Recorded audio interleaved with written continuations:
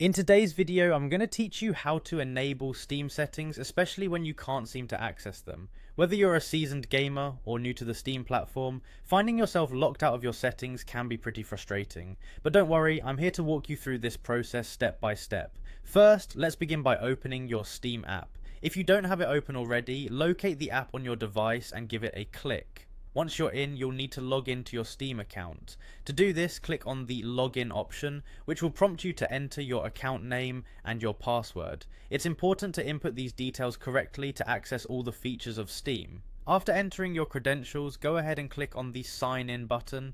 You should now be on your Steam homepage. This is where all the magic happens. Take a moment to familiarize yourself with the layout if you're not already. At the top left corner of the Steam client, you should see the Steam menu. Click on it, a drop down menu will appear, and from there you'll need to select settings. Now if everything's working smoothly, you should be able to access your settings without any hitches. However, if you find that the settings are unavailable, there's a workaround that might help. This typically happens when you have Family View activated. Family View is a feature that limits access to the full settings menu, and while it's great for managing what younger users can do on Steam, it does restrict available options for you as the admin. To disable Family View, you'll need to exit it first. Check for any on-screen prompts or menu options that indicate you're in Family View and follow the instructions to exit. It's a straightforward process, but definitely necessary if you find your settings locked out.